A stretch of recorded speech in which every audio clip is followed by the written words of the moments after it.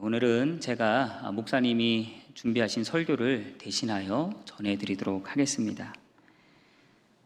지난주에 교회는 성도와 신실한 사람들이 모여 사는 곳이다, 이렇게 에베소서 1장의 말씀을 통해서 말씀을 전했습니다. 성도라는 것은 우리의 보이지 않는 우리의 내면이 이제는 예수 그리스도의 보혈의 능력으로 하나님과 아주 가까운 사이가 된 영적 상태, 근데 이게 겉으로 보여지진 않아요. 그러나 우리 안에 하나님과 끊어졌던 것이 회복되어서 이제는 하나님과 하나가 되어진 그런 영적인 상태가 성도라는 거예요. 그리고 신실한 자라는 것은 우리의 보이지 않는 이 내면, 하나님과 연결되어 있는 것은 보이지 않죠. 이 내면이 외적인 모습으로 드러나는 것이 신실한 모습으로 드러나게 된다는 거죠. 그래서 이것이 신실한 자라는 거예요. 그러니까 교회는 뭐냐? 이런 내적인 성도와 보여지는 신실한 사람들이 모여 사는 곳이다. 그러니까 이런 성도와 신실한 사람들이 모여 사는 곳이니 얼마나 그것이 아름답겠습니까? 그러니까 교회는 어떻게 보면 우리 눈에 보이는 천국과도 같은 곳이다, 이렇게 말할 수가 있겠죠. 그런데 우리도 눈으로 보지만 사실 교회의 현실은 또 그렇지만은 않습니다. 얼마나 여러 가지 문제가 많은지 몰라요. 그래서 심하게는 문제투성이다, 이렇게 말하기도 합니다. 그러니까 그만큼 많은 문제가 있고 갈등이 있는 곳이 또 교회라는 거예요. 인간과의 관계에 갈등이 있습니다. 내 스스로 안에 갈등이 있습니다. 가족 안에서의 갈등이 있습니다. 공동체 안에서의 갈등이 있습니다. 앞을 봐도 갈등이고 뒤를 봐도 갈등입니다. 왜 그러냐면은 우리는 서로 다른 사람들이 예수님 때문에 모여서 하나의 공동체를 이루었기 때문이에요. 같은 사람이 모이면 괜찮겠죠. 그런데 서로 다른 사람이 모였다라는 거죠. 여러분, 여기서 다르다라고 하는 말은 정말 여러 가지 의미가 있습니다. 사는 수준도 다 달라요. 어느 집은 잘 삽니다. 근데 어느 집은 또 잘 못 살아요. 어느 집은 많이 배웠습니다. 또 어느 사람은 많이 배우지 못했어요. 성격 차이는 말할 것도 없죠. 사람마다 성격이 다 다릅니다. 각 사람마다 다 다르니까요. 어느 사람은 스스로 잘난 사람이라고 생각하며 살아가는 사람도 있습니다. 또 어떤 사람은 나는 너무 못났다, 나는 너무 부족하다, 그렇게 여기면서 살아가는 사람도 있습니다. 여러분, 이 차이가 얼마나 큰지, 천국과 지옥이에요. 이 사이가 얼마나 큰지. 이렇게 천국과 지옥으로 갈라져서 살아가는 사람들이 함께 모인 곳이 교회라는 거예요. 그러니 얼마나 많은 문제가 있고 갈등이 있겠냐라는 거죠. 성경에 보면 우리가 잘 아는 고린도 교회가 나옵니다. 이 고린도전서 1장 10절에는 이렇게 말해요. 믿는 이들이 같은 것을 말하고 그 가운데 분열이 없도록 해야 한다. 이 말은 사도 바울이 고린도 교회에게 강력히 요구하는 겁니다. 이 고린도 서신에서 사도 바울은 고린도 교회의 11가지 문제들을 다루고 있어요. 그 교회 문제가 얼마나 많은지 11가지 드러나는 것만. 그런데 그 첫 번째 문제가 뭐냐? 분열의 문제입니다. 이런 분열은 언제나 믿는 일 가운데 주도적인 문제가 되어서 다른 모든 문제들을 야기시키기 때문이에요. 분열은 믿는 일 가운데서 모든 문제들의 근원과 같습니다. 뿌리라는 거예요. 그래서 사도 바울은 먼저 문제의 이 근본이 되는, 문제의 뿌리가 되는 분열은 절대 하지 말아야 된다, 이것을 강력히 촉구하는 거예요. 그런데 12절에 바울이 계속 말합니다. 나는 바울에게, 나는 아볼로에게, 나는 게바에게, 나는 그리스도께 속한 자다, 이렇게 말하는 사람을 향해서 얘기하는 거예요. 오늘날로 말하면 나는 장로교인이다, 나는 침례교인이다, 나는 감리교인이다, 이렇게 말하는 것과 좀 비슷할 수 있을 겁니다. 여러분, 그런데 이런 칭호들은 모두 배제되어야 된다는 거죠. 그리고 그리스도를 믿는 모든 이들 가운데는 유일한 중심이 누가 돼야 돼요? 그리스도가 돼야 된다는 겁니다. 오직 예수뿐이에요. 그래서 바울이 여기 뭐라고 합니까? 나는 그리스도께 속했다, 이렇게 말해도 안 된다는 겁니다. 왜 그렇습니까? 이 말은 자기가 중심이 된다는 것을 강조하는 말이에요. 그래서 나는 그리스도께 속했다고 하면서 다른 사람들은 다 배제시키는 겁니다. 그러니까 분열이 일어나는 거죠. 바울 사도는 그리스도인들 가운데에서 분열이 일어나는 것은 항상 우리 주 예수의 이름 위에 다른 이름을 두는 것으로부터 시작되는 것을 지금 지적하고 있는 겁니다. 아볼로에게 속한 것이 뭡니까? 그리스도라는 이름 위에 아볼로라는 이름을 뒀다는 거예요. 그러니 아볼로파가 생기는 겁니다. 장로교인, 침례교인의 이름을 그리스도의 이름 위에 둔 것이라는 거예요. 이것이 얼마나 부끄러운 일입니까? 특히 10절에서 바울이 예수 그리스도의 이름으로 형제들을 권하고 그들을 한마음 되게 해야 된다는 것은 굉장히 중요한 말입니다. 예수 이름 위에 어떤 이름도 그 위에 올려놓아서는 안 된다는 것을 강조하며 얘기하는 거죠. 어떤 사람들은 그래요. 어느 교파에 속해 있다고 아주 자랑스럽게 말하기도 합니다. 근데 이것은 굉장히 수치스러운 일이에요. 바울은 예수 그리스도의 이름으로 모두 같은 것을 말해야 된다. 예수 그리스도면 됐지, 여기에 뭘 더 있겠느냐? 다른 이름은 필요 없다. 이것을 지금 촉구하는 거예요. 왜 그렇습니까? 모든 것은 오직 그리스도와 우리 주님의 십자가의 못 박히심을 통해서만 이루어지는 것인 줄 믿습니다. 그래서 다른 이름은 필요 없다는 거예요. 그 위에 뭘 더하거나 빼거나 하면 안 된다라는 겁니다. 그때 뭐가 시작된다고요? 분열이 일어나는 거예요. 오늘 본문에 보니까 사도 베드로가 말하고 있어요. 본문 10절에 이렇게 말합니다. 생명을 사랑하고 좋은 날 보기를 원하는 자는. 오늘 여기서 생명을 사랑하지 않는 분이 있습니까? 다 생명을 사랑하시죠. 그리고 여러분의 앞날에 좋은 날 보기를 누구나 원하고 있을 겁니다. 여러분, 누가 나쁜 날을 보기를 원하겠습니까? 다 좋은 날 보기를 원하지요. 우리가 앞으로 좋은 날을 보려고 한다면 어떻게 해야 되겠느냐? 오늘 본문에 보니까 이렇게 말합니다. 첫째로 마음을 같이하여 동정하면서 형제를 사랑하라 라고 말씀합니다. 본문 8절입니다. 마지막으로 말하노니 너희가 다 마음을 같이하여 동정하며 형제를 사랑하며 불쌍히 여기며 겸손하며. 여기 보니까 동정하며 라는 말이 나옵니다. 이 동정이라는 게 뭐예요? 불쌍히 여긴다, 어려움을 함께 나눈다, 이런 말이죠. 동정은 다른 사람이 당하는 고통을 모른 채 하지 않고 마치 내가 그 고통을 당하는 것처럼 함께 아파하는 것이 동정입니다. 그런데 동정이 없기 때문에 교회 안에 여러 분쟁이 있어요. 저 사람의 어려움을 이해한다면 싸울 수 없습니다. 여러분, 참 부끄러운 일이지만 목사들이 싸워서 교파가 많이 생겼습니다. 성도들이 싸워서 교회가 갈라졌습니다. 이것이 오늘 한국교회의 현실이죠. 근데 예수님은 이렇게 말씀하신 적이 한 번도 없습니다. 어디 성경을 보세요. 예수님은 이렇게 말씀하시지 않았습니다. 예수님 십자가의 죽음을 앞두고 이렇게 우리에게 말씀하셨어요. 요한복음 13장 34절 이하에 보면 새 계명을 너희에게 주노니 서로 사랑하라. 내가 너희를 사랑한 것 같이 너희도 서로 사랑하라. 너희가 서로 사랑하면 이로써 모든 사람이 너희가 내 제자인 줄 알리라. 할렐루야.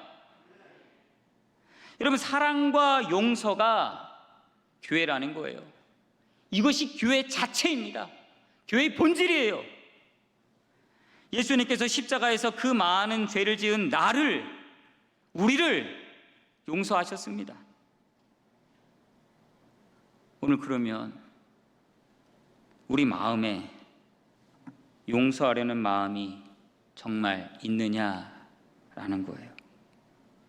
여러분, 정말 주님의 사랑이 내 안에 있어서 그 십자가의 사랑이 나를 강권하셔서 사랑하고자 하는 마음이 있느냐? 오늘 주님이 이것을 물어보시는 겁니다. 디모데후서 3장에 이렇게 말합니다. 말세의 현상이 나타나죠. 사람들이 자기를 사랑한대요. 돈을 사랑한대요. 이웃을 사랑하지 않습니다. 그래서 어떤 결과가 나옵니까?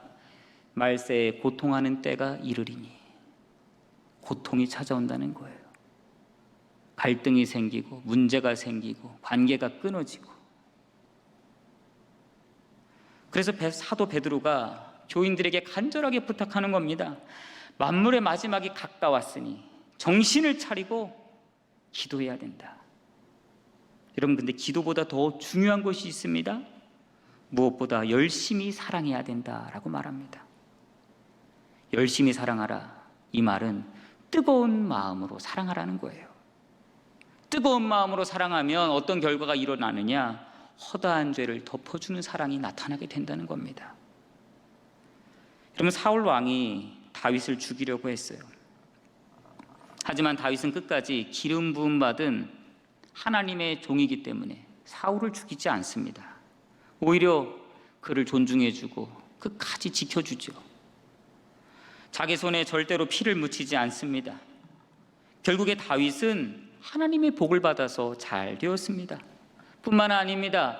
그의 자손이 하나님께서 지키시고 영원히 함께 하시겠다는 귀한 약속을 받습니다.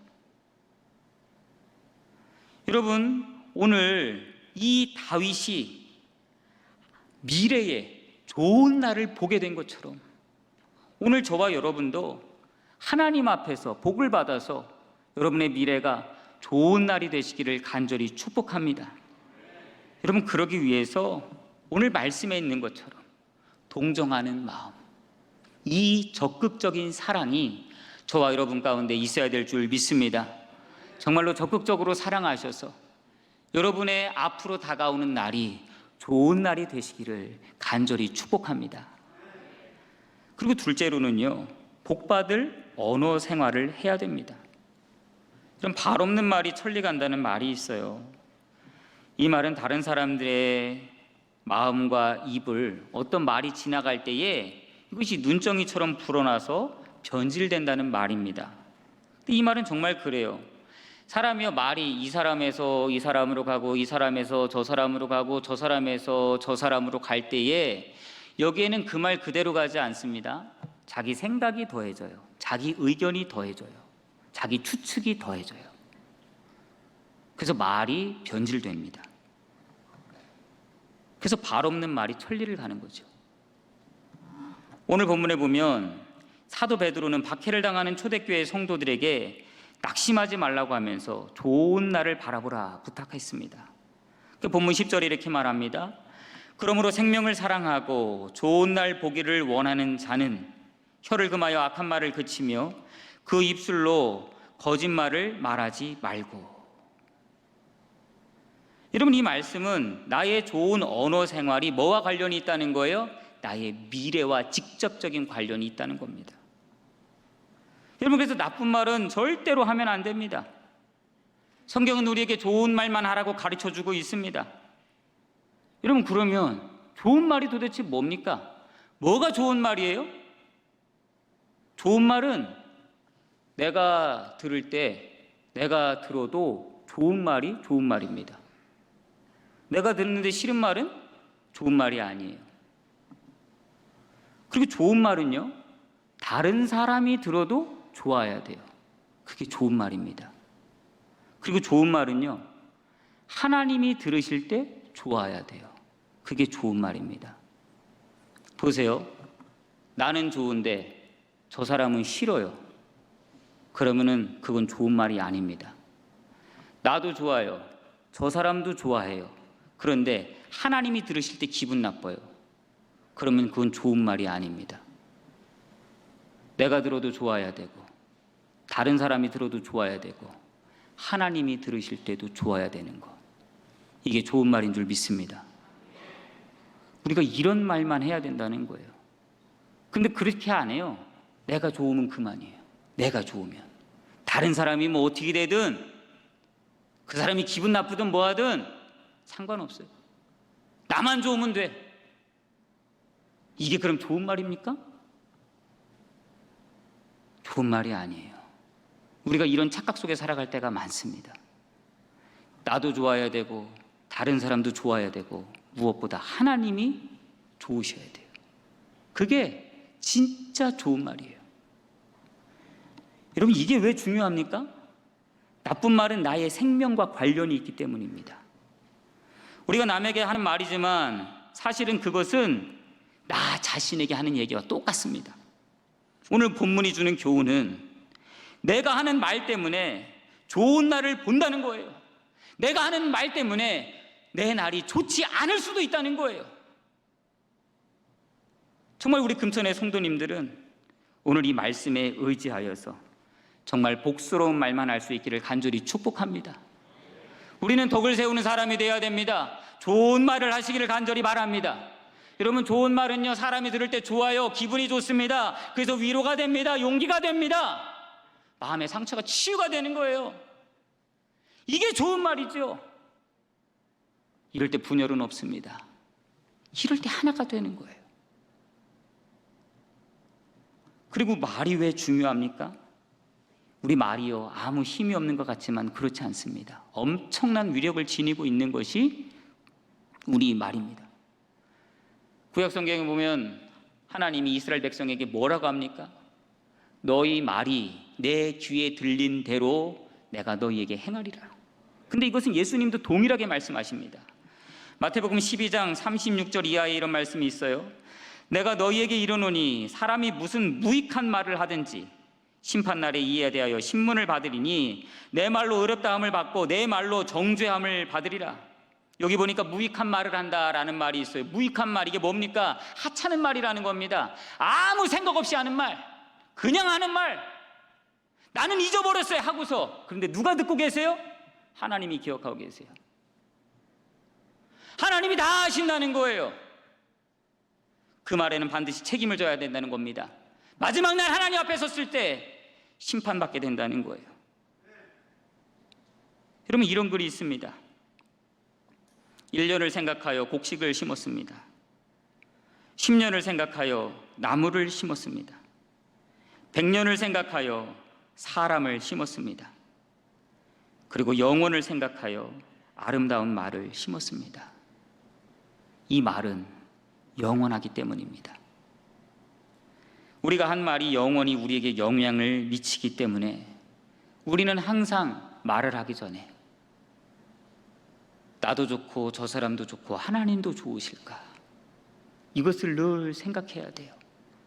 여러분, 우리가 아름다운 말을 하면 절망에 빠진 사람도 소망으로 돌아오게 해요. 우리가 아름다운 말을 하면 불신앙에 빠진 사람도 신앙으로 돌아오게 해요. 이게 말의 위력입니다. 그래서 우리는 늘 생각이, 주님은 이 말을 듣고 어떻게 여기실까? 이게 늘 우리의 생각 속에 있어야 돼요. 말을 하기 전에 한 번 생각해야 됩니다. 그리고 성령이라는 필터를 거쳐서 내 입술을 통해서 나가야 돼요. 여러분, 그래서 오늘부터 기도하세요. 하나님, 내 입술에 파수꾼을 세워주세요. 내가 함부로 말하지 않게 해주시고 내가 함부로 저주하지 않게 해주세요. 내 입술에 파수꾼을 세우셔서 나로 하여금 하나님 들으실 때 좋은 말, 다른 사람이 들을 때 좋은 말, 내가 들어도 좋은 말을 할 수 있는 그런 믿음의 사람 되게 해달라고 기도하는 은혜가 있기를 간절히 축복합니다. 성령님께서 우리 입술을 지켜주시면 하나님의 복이 임하게 될 줄 믿습니다. 우리가 성령의 말을 하게 되면 하나님의 역사가 나타나게 될 줄 믿습니다. 그런 사람에게 뭐가 찾아온다고요? 좋은 날이 찾아오는 거예요.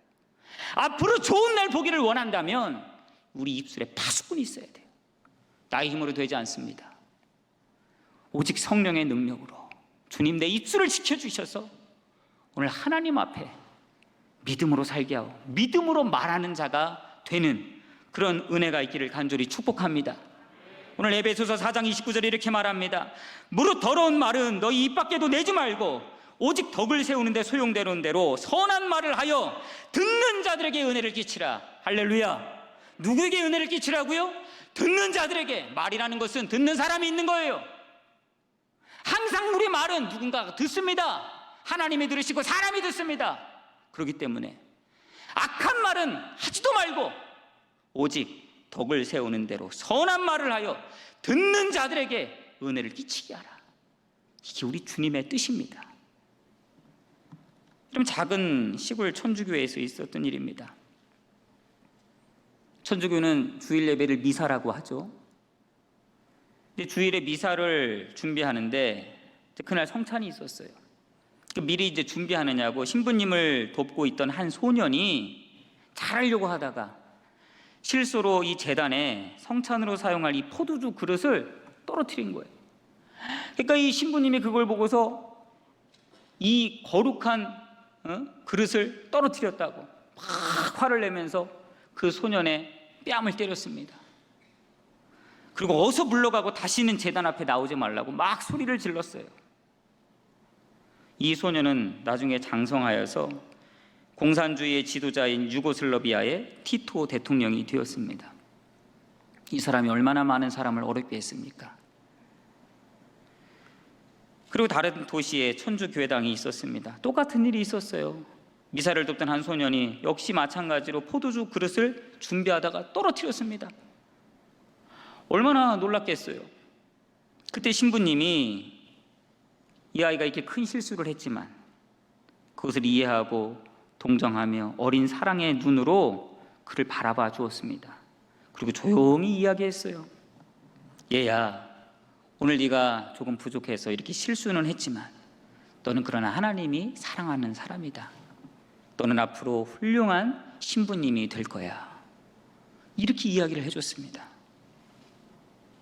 이 소년은 자라서 유명한 대주교회 풀톤 쉰 신부님이 되었습니다.